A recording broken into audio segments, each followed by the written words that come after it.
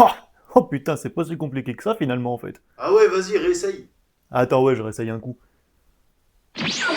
Oh merde, mec, il est con. Ouais, bon, qu'est-ce que tu veux, hein, on essaye des trucs, hein.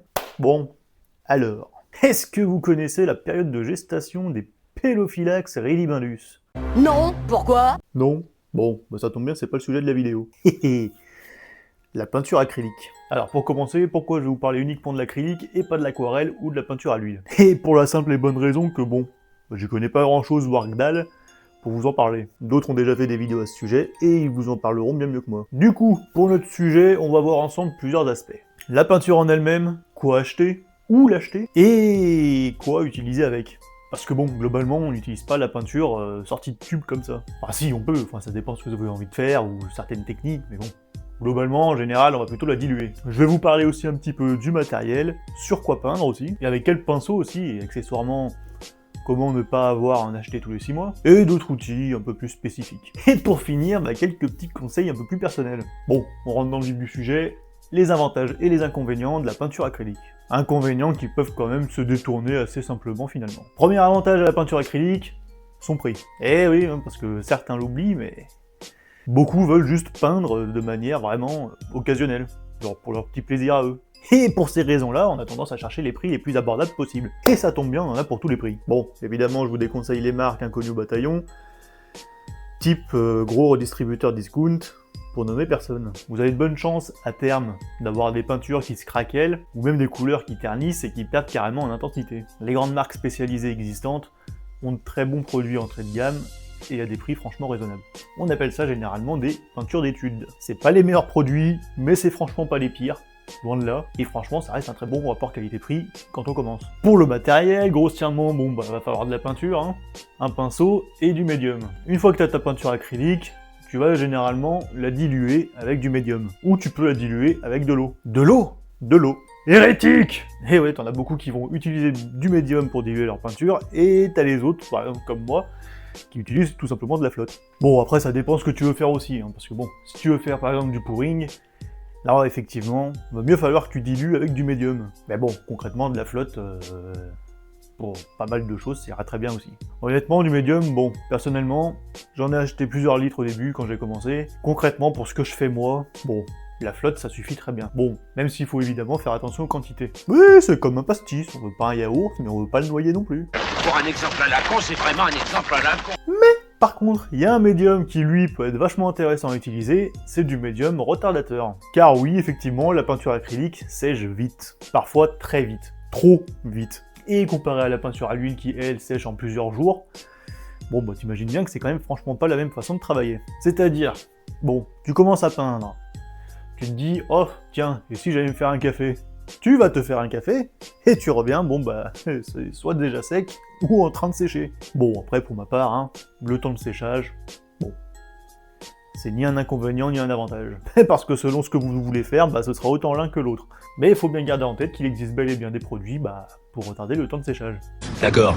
Autre avantage de la peinture acrylique, tu peux à peu près l'utiliser sur globalement tout en fait. À certaines conditions, pour certains supports, il va falloir les apprêter, et pour ces certains supports-là, justement, on les apprête avec ce qu'on appelle du gesso. Bon, c'est concrètement ce qu'il y a sur les toiles et pourquoi elles sont blanches. C'est qu'elles sont déjà apprêtées, prêtes à peindre. D'accord.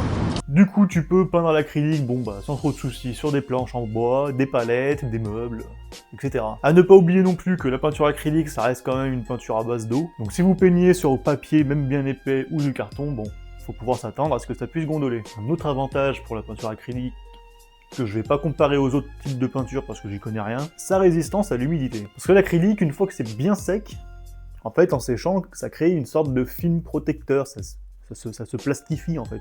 Et ça tombe bien parce que bon, la peinture acrylique, ça reste de la peinture dérivée du pétrole. Bon, c'est pas waterproof non plus, hein, faut pas exagérer. Mais si en plus de ça, vous y ajoutez du vernis pour acrylique une fois que vous avez terminé votre toile, votre peinture finalement, elle risque plus grand chose. Oui, j'ai fait le test à mes dépens. Hein. Chargement de la voiture sous la pluie, en fin de marché. Bon c'est simple, hein, les tableaux, malgré que la pluie soit relativement fine, ils ont craint. Mais en revanche, ceux qui étaient vernis, que dalle. Alors c'est pour vous dire, j'ai une toile qui traînait à l'extérieur en attendant son voyage à la déchetterie. Elle a pris la pluie, la neige, le gel, tout l'hiver, et ce qui donnait un effet vachement sympa quand tu leur tapais dessus une fois qu'ils étaient gelés, ça donnait un effet super cool. Et bah j'ai été le premier surpris, mais hormis le cadre en bois qui, bon, lui, il a pris tarif, hein.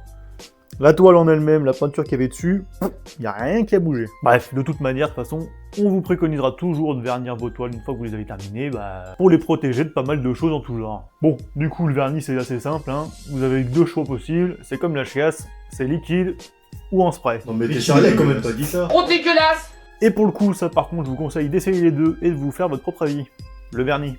Bon, on enchaîne avec les pinceaux, et ça, bon, c'est comme la peinture, pour le coup, c'est pareil, hein, il y en a pour tous les prix et toutes les qualités. Et bon, je t'embête 2 petites secondes, pense à t'abonner et à mettre un j'aime, ou un petit commentaire pour le référencement. Hein. Bon, c'est encore une petite chaîne, alors si on peut essayer de la faire un petit peu décoller, je t'en remercie. Il y a des pinceaux spécifiques pour chaque type de peinture, donc tout naturellement, on va parler de ceux pour l'acrylique. Cela dit, il existe des pinceaux en fibre synthétique qui sont mixtes, aussi bien faits pour l'huile que l'acrylique. Et normalement, les pinceaux les plus chers que vous pouvez trouver, c'est généralement des pinceaux à poil de bestiole. Queue de cheval, poil de cochon, poil de blaireau, etc. Ah oui, donc ça explique pourquoi t'as pris un poil sur le caillou en fait.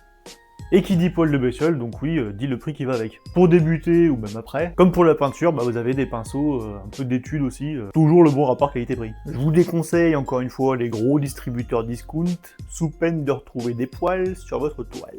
Ça arrive aussi avec les pinceaux de bonne facture, hein, mais bon, de manière vachement moins fréquente. Donc en pinceau d'études, vous aurez essentiellement de la fibre synthétique, mais tout en gardant une bonne qualité quand même. Après c'est bien beau, hein, mais je prends quoi comme pinceau?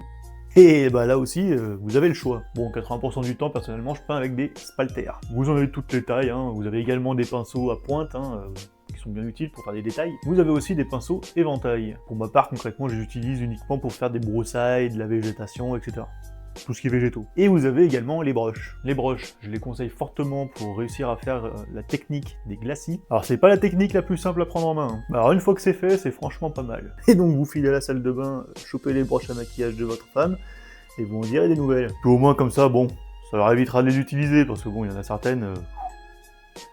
Vous excuserez, hein, mais... Moi, je suis désolé, il n'y a plus rien à faire, hein, c'est foutu. Hein. Non, mais c'est pas autant que tu traînes toi aussi. Oui, ça va, je rigole. Bon, pour certaines, faut avouer que... Tu fermes ta gueule. Et les pinceaux, une des règles d'or, c'est simple, ne jamais, au grand jamais, oublier de laver ses pinceaux après avoir fini sa toile, et surtout, ne pas laisser un pinceau avec de la peinture dessus à l'air libre. Vous avez utilisé votre pinceau, bon, si vous savez que vous n'allez pas l'utiliser tout de suite, vous le faites tremper, parce que s'il sèche, c'est mort. Et pour rattraper un pinceau où il y a de la peinture qui a séché dans les poils, alors là, bon courage. Donc vos pinceaux, faut vraiment toujours penser à bien les faire tremper. Un peu comme le biscuit. Oui, oh, ça va. Et pour finir, une fois que vous avez terminé votre toile et que vous avez bien nettoyé vos pinceaux, pensez à bien faire sécher cela tête en bas. Ça évitera d'accumuler de la flotte au niveau du point de colle, des poils ou de la fibre. Et avec ça, votre pinceau aura une durée de vie relativement plus longue. Et ça évitera aussi qu'il perde ses poils pendant que vous peignez. Et ensuite, bon, vous voulez peindre, mais les pinceaux, c'est pas trop votre délire, vous pouvez aussi peindre au couteau. Bon, les couteaux, c'est pareil, hein, vous avez toutes les sortes, hein. Vous avez les couteaux de cuisine, les couteaux à pain... Mais pour le coup, ceux qui vont nous intéresser, c'est plutôt ceux-là. Et t'en as certains qui font des putains de merveilles en utilisant juste ça. Ils peignent au couteau. Bon, pour ma part, c'est pas ce que je trouve le plus facile à prendre en main. Mais bon, après en peinture, les couteaux, ça sert toujours. Ça peut vous servir toujours de manière vachement plus ponctuelle, comme faire de l'écume, des vagues, ou moi par exemple, je les utilise pour faire les éclaboussures devant des bateaux, pendant qu'ils se déplacent. Ou des traits à peu près droits pour certains besoins, etc. Ou tout simplement, déplacer votre peinture de la palette à la toile. Bon, du coup, j'ai mes peintures, j'ai quelques pinceaux, j'utilise ça sur quoi? Alors, soit vous attaquez directement sur des châssis entoilés, soit vous êtes plus raisonnable et vous faites déjà des essais sur des papiers prévus à cet effet. Bon, je vous conseille de prendre quelque chose qui absorbe bien et qui soit bien épais, histoire que ça gondole le moins possible. Bon, je vous conseille quand même d'utiliser du ruban de masquage. Donc vous mettez ça sur votre feuille, sur votre table, tac, tu refais le tour, et puis ça évite, ça atténue quand même un petit peu l'effet de gondolement. Vous pouvez aussi utiliser ce qu'on appelle des cartons entoilés. C'est un très bon moyen de s'entraîner ou pour débuter. Vous avez plusieurs formats, plusieurs formes aussi. Vous avez des ronds, des carrés, des triangles, et évidemment plusieurs prix. Et donc on oublie les grands redistributeurs discount. Et pour le coup non, parce que vu qu'on va bosser sur du simple carton entoilé, on peut là se permettre d'acheter au moins cher. Celles que j'utilise par exemple pour faire des essais, bon elles viennent de chez Action, 1€ les 3. un format relativement raisonnable, bon bah ça suffit largement. Et vu le prix, pour le coup on va pas se priver, parce que ça reste quand même que du carton entoilé, et ça reste relativement résistant peu importe le prix. Bon, maintenant les châssis, pareil, toutes les tailles, toutes les formes, tous les prix et toutes les qualités aussi. Si vraiment après vous tenez à attaquer directement sur un châssis entoilé, bon, là aussi, forcément, si vous débutez, bien sûr vous pouvez vous faire la main sur des châssis bas de gamme, comme pour les cartons entoilés. Petit à petit, après vous pouvez monter en gamme de qualité. Globalement, toutes les marques connues dans le domaine ont eux aussi leur entrée de gamme. Évidemment, ce sera toujours plus cher qu'à Action, mais pour le coup, le rapport qualité-prix sera quand même bien présent. Et si vous débutez, bon, privilégiez les toiles en coton, qui seront moins chères, que celles qui sont en lin, qui, bon, certes sont plus haut de gamme, mais le prix va suivre aussi. Et petit à petit, à terme, bah, vous pourrez vous prendre de beaux châssis, de bonne qualité, et vous verrez tout de suite la différence. Enfin bon, bref, on a fait globalement le tour du matériel, mais il y a quelques autres objets avec lesquels vous pouvez peindre, et je vous invite grandement à essayer chez vous selon vos idées. Que ce soit une fourchette, une éponge, des ficelles, du papier alu, ah bah avec tout ce qui traîne chez vous, vous allez forcément trouver un truc pas fait pour, mais avec lequel vous pouvez peindre. Et je vous cache pas qu'il y a une certaine satisfaction quand même à peindre avec un truc qui est absolument pas fait pour. Et enfin, quelques petites remarques plus personnelles, quelques petits conseils. Et le tout premier, ce serait déjà de vous dire de prendre votre temps. C'est pas la peine de vouloir aller à toute berzingue. Oubliez pas que la peinture acrylique sèche vite, donc par nature, elle se travaille couche par couche. Alors s'il vous plaît, prenez votre temps. N'utilisez pas toujours un châssis ou un carton entoilé neuf à chaque fois que vous voulez réessayer quelque chose. Remettez une couche de gesso. Et une fois que c'est sec, vous poncez légèrement pour pas qu'il y ait d'aspérité. Ou au contraire, justement, avec le gesso, vous pouvez faire de légères aspérités et ça fera de la texture à votre toile. De toute manière, ça vous reviendra toujours moins cher que toujours rattaquer sur du neuf. Alors c'est contradictoire à ce que j'ai dit précédemment, mais vernissez pas forcément toujours votre toile une fois qu'elle est terminée. Parce que pareil, toujours dans un souci d'économie, bah si vous sentez que d'ici quelques semaines vous serez forcément meilleur dans votre technique, bon bah rien vous empêchera de rattaquer une nouvelle chose sur cette petite toile. Après même une toile vernie, c'est possible de tout poncer pour recommencer à remettre du gesso, reponcer, repeindre par-dessus, mais c'est quand même relativement plus long. Absolument rien ne vous empêche de recommencer sur une toile précédemment terminée. Exemple. J'avais fait ce tableau il y a maintenant déjà quand même pas mal de temps. Bon, j'en étais très content, parce que du coup c'était le premier très gros tableau que je faisais. Et sauf que bon, au bout de quelques mois accroché au mur, ma technique avait évolué et je commençais à plus pouvoir me le voir. Du coup après ça, bon bah j'ai fait quelques essais pour faire autre chose. Et au final je suis parti sur un truc complètement différent. On reste sur du bateau, mais bon. Et celui-ci pour le coup c'est bien certain qu'il va rester comme il est. De toute façon, je dirais que vous allez sentir quand vous êtes vraiment fier de ce que vous avez fait sur votre toile. Et là, vous pouvez le vernir. Ensuite, pensez à recycler. Toute surface plate vous servira potentiellement de palette. Pareil, quand vous avez tendance à essuyer votre peinture de vos mains, ou même du bord des tableaux, ou de votre table, utilisez un chiffon dédié pour, au lieu d'avoir une montagne d'essuie-tout à côté de vous à chaque fois. Ou alors vous pouvez carrément vous acheter un tablier. Essayez de structurer à l'avance vos toiles, de réfléchir à l'avance aux couleurs où vous allez les placer, d'avoir déjà à peu près une idée finie de ce que vous voulez faire. Ou complètement à l'inverse, essayez de peindre totalement instinctivement, sans penser forcément au résultat final. Ça peut partir dans tous les sens, mais vous pourrez être surpris du résultat. Un autre exercice que vous pouvez essayer et que j'aime particulièrement, c'est de peindre de façon chronométrée. 1 heure, 30 minutes, 15 minutes. Ça va vous forcer à vous préparer à l'avance et à réfléchir en amont à quoi faire. Par exemple, c'est ce que j'ai fait avec celui-ci. Je me suis donné 1 heure, donc évidemment pas le temps de sécher quoi que ce soit, donc directement dans la matière. N'hésitez pas à essayer vos couleurs, vos mélanges, à essayer de mettre sur papier le résultat. Si vous faites des mélanges et comme ça par hasard vous tombez sur une couleur qui vous plaît, bon, vous aurez beaucoup plus de simplicité à la refaire plus tard. Bon alors là c'est con à dire, mais apprenez de vos erreurs. Si vous loupez quelque chose et vous savez pourquoi vous avez fait une erreur, notez-vous-le. Ça vous évitera de le refaire plus tard. Après, avec un peu de technique et quelques astuces, certaines sont vachement plus faciles à rattraper. Mais certaines peuvent complètement gâcher votre création, alors ce serait quand même dommage de refaire 2 fois la même erreur. Et pour finir, pour conclure la vidéo, je terminerai là-dessus. Ayez confiance en vous. Que vous fassiez de l'abstrait, du figuratif, de l'acrylique, de l'huile, de l'aquarelle, du dessin, de la poterie, peu importe. N'ayez pas peur de montrer ce que vous faites. De toute manière, peu importe ce que vous faites, vous aurez forcément des critiques. Et ces critiques, bon, c'est plus facile à dire qu'à faire, mais il suffit de différencier les critiques constructives et celles qui ne servent absolument à rien. C'est plus facile à dire qu'à faire, certes, mais en partageant votre travail, vous aurez peut-être plus simplement aussi des conseils d'autres artistes, ou même des avis de gens qui ne peignent pas forcément, mais qui aiment regarder, et qui peuvent eux aussi vous orienter vers de nouvelles idées. Et pour ceux qui ont l'habitude de dire que non, je suis pas créatif, j'ai pas l'âme d'un artiste, on a tous une part de créativité. Ça peut ne pas être de la peinture, ça peut être du dessin, de la poterie, de l'écriture, de travailler le bois, décorer des aquariums, enfin je sais pas. Mais ce qui est sûr, c'est qu'on a tous au fond de nous quelque chose... Je sais, on a tous quelque chose en nous de Tennessee. Oui, bon, ça va, c'est bon, c'est drôle, non? Cette volonté de prolonger la nuit. Ce désir fou de vivre une autre vie. Oh putain.